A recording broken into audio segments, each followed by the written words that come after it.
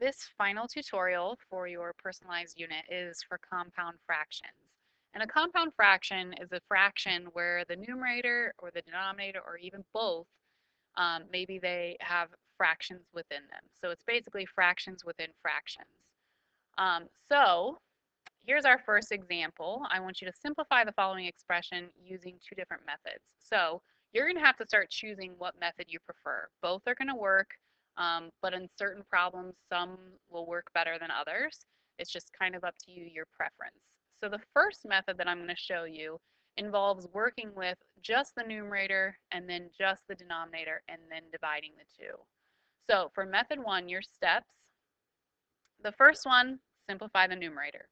So that means in this case, and I usually write like a giant N just to know that I'm working with the numerator, the overall numerator. So I'm looking at this as kind of the fraction bar, and I'm looking at this numerator. So x plus y, or I'm sorry, x divided by y plus 1. I know in this case that my least common denominator is going to be y, so I would need to multiply the 1 by y over y. So what I'm really looking at here is x over y plus y over y, and we get x plus y over y. So we have simplified the numerator. So this is going to replace that expression here in just a moment. The next thing we want to do is simplify the denominator. So let's give ourselves some room over here. So I usually write a d here to say, okay, I know I'm working with the denominator. So 1 minus y over x. We know the common denominator here is x, so I would be multiplying the 1 by x over x. So what we really have is x over x minus y over x, which is x minus y over x. So this is our denominator, so it can replace the denominator that we have there. So really our new problem that we have right now is x plus y over y divided by x minus y over x. And really what we want to do now is just divide the numerator and denominator and simplify those completely. So a fraction divided by another fraction, we know copy, change, flip. We would keep the x plus y over y, and instead we're going to multiply by the reciprocal of that denominator. So it's really going to be multiplying by x over x minus y. And if we multiply across, I like to keep things factored out, so it's really just x times that x plus y over y times x minus y. I can't cancel anything out here. For example, this x cannot cancel with this x. They're not factors of the top and the bottom. So this is actually my final answer here. And that's how we come about it with method 1. But I'm actually going to walk you through this exact same problem with method 2. And it's just going to be a little bit different. So if you need to pause the video to write down these steps, go ahead and do so. But this is more working with the least common denominator of all fractional expressions in both the numerator and the denominator. Okay, so your first goal is to find what that least common denominator is. So if I'm looking at every single fraction, here I have a denominator of y, I have a denominator of 1, a denominator of 1, and a denominator of x. So the least common denominator using all of those is going to be 1 times an x times a y, or just xy.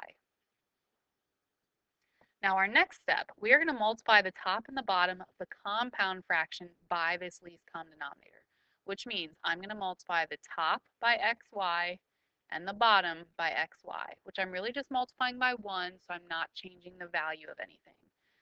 This might look a little bit more complex, but I want you to think about what it is that we're actually doing. I'm taking xy and I'm multiplying it by x over y, and then I'm multiplying it by 1. So if I take x over y and I multiply that by xy, look at what's going to happen. Your y in your denominator and the y in your numerator, those are going to cancel. So really, when I just did xy times x over y, this y canceled with that y, and I was left with x times x, or x squared. Then I do the x times y times the 1. So it's plus xy. So my numerator, I just multiplied across, so I had to distribute that xy. The numerator became x squared plus xy. Now let's look at our denominator. Xy times 1, because I have to distribute, so we get xy, minus, so minus y over x times xy. Well, in this case, the x's will cancel, so y times y, we get minus y squared. And this might look different, but if I factor it, I'm going to get the same answer that I had in the last problem. If I factor out an x, I have x plus y. And down in the bottom, if I factor out a y, I have x minus y. So I get the exact same answer that I had in that last problem. You need to choose which method you prefer. In the rest of these notes, I'm going to show you one with method 1 and one with method 2, but you can choose. They will work on either. If you would like to go ahead and try these next two problems, pause the video and come back and check, or you can work through it with me. So for this one, I'm going to go ahead and I'm going to do method 1. So method 1, that's where we simplify the numerator, we simplify the denominator, and then we divide. And I'm choosing that basically because the denominator is already simplified, so maybe it will be quick to use this method on this one. So if I'm looking at the overall numerator, I'm looking at 1 over a plus h minus 1 over a. And in this case, I can see that my least common denominator of just the numerator is a times a plus h. So I'm going to multiply the top and the bottom of this part over here by a, and this part by the a plus h. So 1 times a, we get a minus a quantity, 1 times a plus h, so minus the quantity a plus h over our common denominator, a times a plus h. A minus a, that cancels out, but then we're still subtracting h. So we have a negative h over a times a plus h. So this is our numerator. Our denominator is already simplified, it's just h. So our final problem, we're taking this as our numerator and this is our denominator. So we're doing negative h over a times a plus h, and we are dividing by h, which is the same thing as taking negative h times, or I'm sorry, divided by a times the quantity a plus h, and we're multiplying by the reciprocal, which is 1 over h. So the h's will cancel, and in the top, I'm going to have a negative 1, and in the denominator, I have a times a plus h. I can't cancel anything else out, so this is our final answer. Again, you could have done this with method 2. The overall least common denominator happens to also be this least common denominator, so you could have multiplied that on top and on bottom, and it makes it fairly simple for you. Last one, we'll do this one with method 2. So with method 2, I need to find the overall least common denominator. So the least common denominator, if I'm looking at every single fraction, so the 5 over the x minus 1, 2 over x plus 1, x over x minus 1, and 1 over x plus 1. It looks like my factors are x plus 1 and x minus 1. But in each individual fraction, each of those factors only shows up one time. So I know that that's going to only need to be showing up one time in each least common, in my least common denominator. So I'm going to take that least common denominator and I'm going to multiply the entire numerator by the x plus 1 times x minus 1, and then the entire denominator by x plus 1 times x minus 1. And you're going to get better at seeing this, but really what we're doing here now is distributing. X plus 1, x minus 1 times 5 over x minus 1. Think about this. You don't have to write this out every single time, but I'm going to show you what I'm doing here. We can see that this denominator of x minus 1 is going to cancel with this x minus 1. So I'm really left with 5 times the quantity x plus 1 in the numerator for so far. Minus, so this minus sign.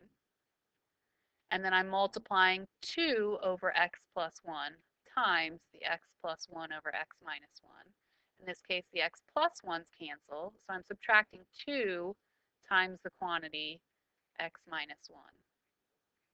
And that's my numerator. Now if I distribute for the denominator, x plus 1, x minus 1 times x over x minus 1, the x minus 1's will cancel, so it's just x times x plus 1, and then plus, if I do x plus 1 times x minus 1, that quantity times the second part, x plus 1's will cancel, so it's really 1 times x minus 1. And then it's just a matter of simplifying. So here we have 5x plus 5 minus 2x plus 2. So in the numerator, we'll get 3x plus 7. And then in the denominator, if we distribute, we get x squared plus x minus 1, which is x squared plus 2x minus 1. And that does not factor any further, the numerator or the denominator, which means this is my final answer. So you need to pick the method that's right for you. I would try to be comfortable with both, but lean on the one that you're most comfortable with and try some of the practice problems.